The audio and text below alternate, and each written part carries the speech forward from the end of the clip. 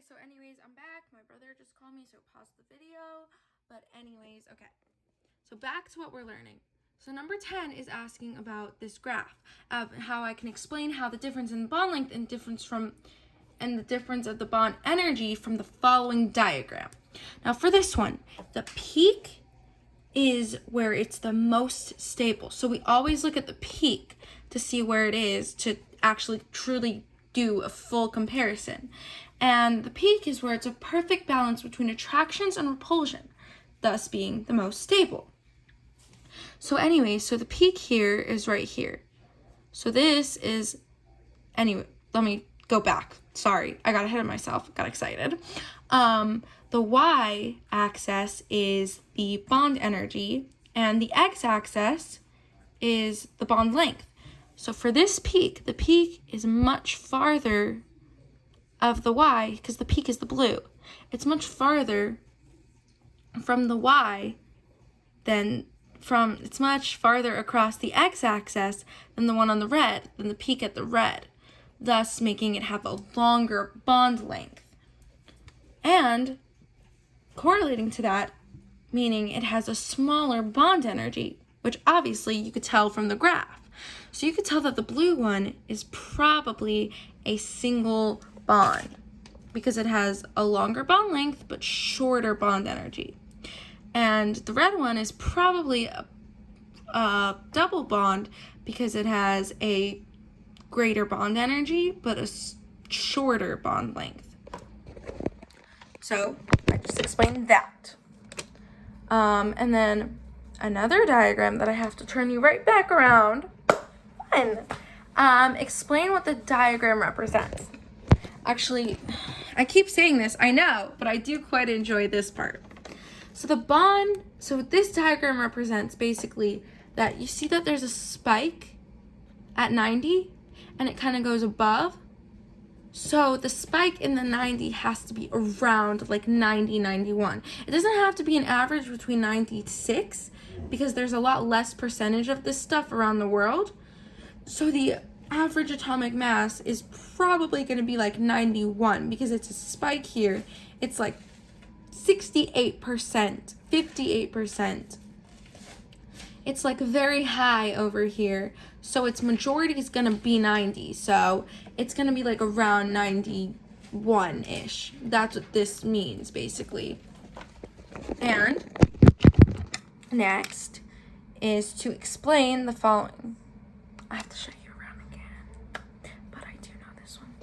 So I have to explain the following PES diagram. So the number of electrons in each subshell. I wrote my electron configuration, but I don't have time to look for that one right now. It's basically that one's 1s2. This is 2s2, 2p6, 3s2, 3p3. So in this, there are 2 electrons, 6 electrons, 2 electrons, 3 electrons. And the identity of the element, if we go to our periodic table, so we're going to go to 1, that's 1s2, 2s2, and I think we have 1, 2, 3, p3. So 1, 2, 3, and then p 1, 2, 3. So it's phosphorus. Our element here is phosphorus. And which peak has the most energy? It's obviously going to be the 1s2 because to have the most energy, it's the closest to the nucleus. So that's why it has the most energy. Now next, both peaks are 1s subshells for the element. What is the explain the difference in the energy and one peak? The energy 1s peaks. I'm so sorry. I'm like practically dead at this point. So for oxygen, if we go to the periodic table, oxygen has more protons than nitrogen. Okay? Thus, it has a higher ENC a smaller radius and a higher ionization energy, which is what's here. So oxygen has a higher ionization energy, thus pushing it more to the, I think that's to the left, pushing it more to the left, but farther across so it has more energy. Okay, so now I can focus on me again. Now, what are the 3 common examples of network covalent bonding used on the exam? Now, that is, I'm pretty sure SiO4. SiO2. I have to know that. I know I do. It's SiO2. I definitely 100% know graphite, and I know 100% Si.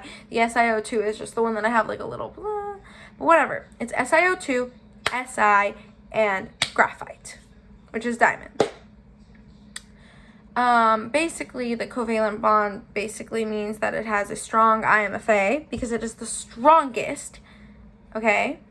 And it has a high boiling point because it has the strongest IMFA, high melting point, and a low or vapor pressure because, again, strong IMFA, they all correlate together. Because if the IMFA is stronger, then basically that means that it's much harder to pull it apart, so it takes a lot more power to kind of break it and melt it. That's why it has a higher melting point. Now, 15. Draw a sketch of metallic bonding. Ooh, I like sketches of metallic bonding. Okay, so metallic bond is basically described as a sea of electrons. So it's like this.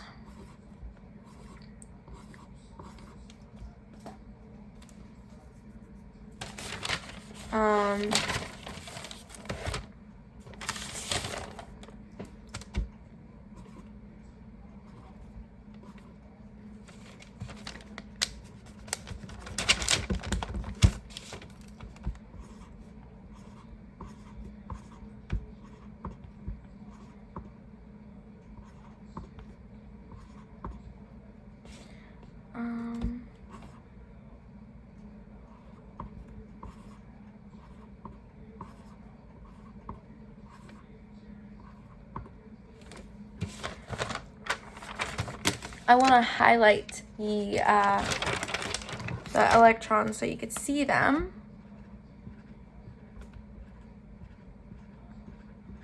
Basically, this is how it works.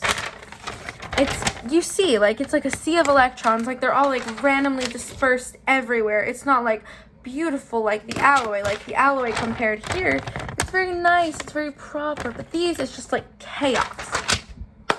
And basically, its properties of a metallic bonding are malleable. It is very malleable. And that is basically it. And I'm done with my review. Hopefully, I get my 25%. I worked very hard, and it's very late. But thank you, Mr. Davis.